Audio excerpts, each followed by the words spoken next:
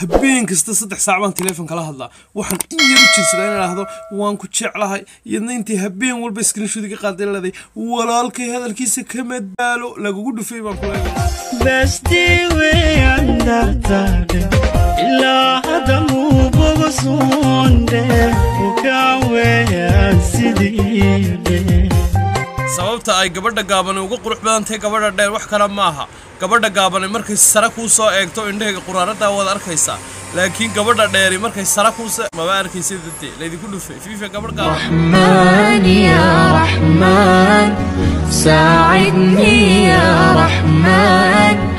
ishrah sadri qur'an